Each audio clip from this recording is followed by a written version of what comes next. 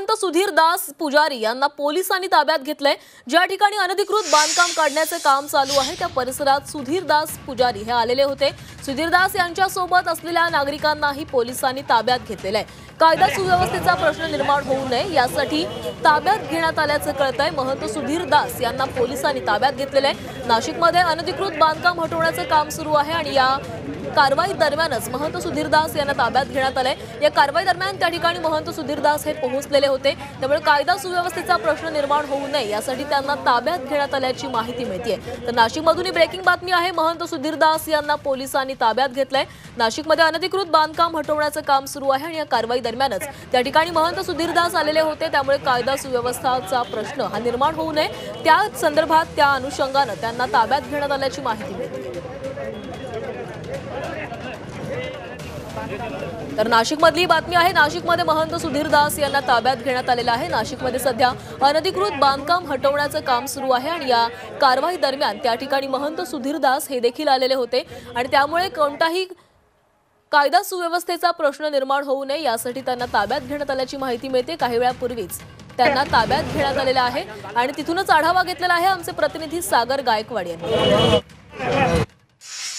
नाशिकच्या काठेगल्ली परिसरामध्ये अनधिकृत असलेल्या दर्गा परिसरात असलेल्या अनधिकृत बांधकाम काढण्यात आलेलं आहे आणि या ठिकाणी काही संघटनेचे हिंदू संघटनेचे काही लोक जमले होते आणि यांना पोलिसांकडून ताब्यात घेण्यात आलेलं आहे। तर जर बघितलं तर हे जे काही संघटनेचे काही लोक आहेत आणि यांना पोलिसांनी ताब्यात घेतलेलं आहे आणि इथे कायदा सुव्यवस्थेचा प्रश्न निर्माण होऊ नये यासाठी ह्या सगळ्यांना ताब्यात घेण्यात आलेला आहे। याबरोबर सुधीर दास जे आहेत त्यांना देखील पोलिसांकडून ताब्यात घेण्यात आलेलं आहे। स्वतः सुधीर दास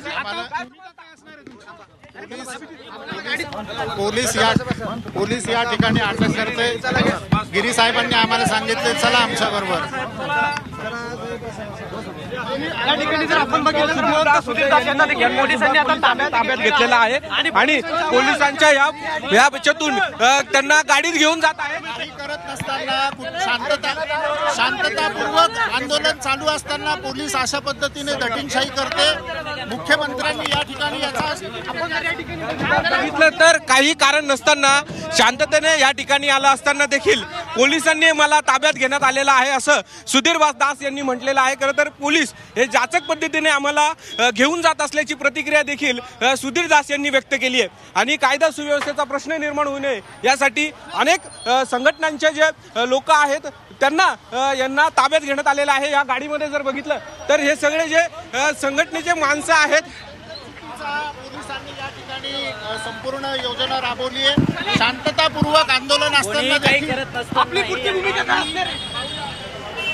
खरं तर शांततेचं आव्हान केलं असताना देखील आम्हाला पोलिसांनी ताब्यात घेतल्याची प्रतिक्रिया जी आहे ती ह्या सुधीर महंतांनी दिलेली आहे। खरं तर शांततेत आणि शांततेत ही दर्गा काढावी अशी प्रतिक्रिया जी आहे ती सुधीर महंतांनी दिली होती। मात्र इथे कायदा सुव्यवस्थेचा प्रश्न निर्माण होऊ नये यासाठी ह्या पोलिसांनी जे आहेत ह्या सगळ्या संघटनेच्या लोकांना आणि सुधीर महंतांना ताब्यात घेण्यात आलेलं आहे। आणि एका बाजूला जर बघितलं तर पोलिसांचं बॅरिकेड जे आहे ते या ठिकाणी आलेलं आहे आणि त्याचबरोबर या बॅरिकेडच्या भोवती पोलिसांचा मोठा बंदोबस्त जो आहे तो लावण्यात येत आलेला आहे।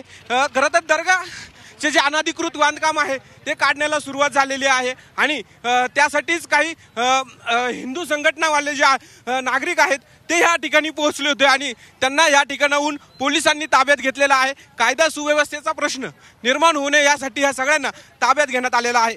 कॅमेरा पर्सन बबन सदगिरीसह सागर गायकवाड, जी 24 तास, नाशिक।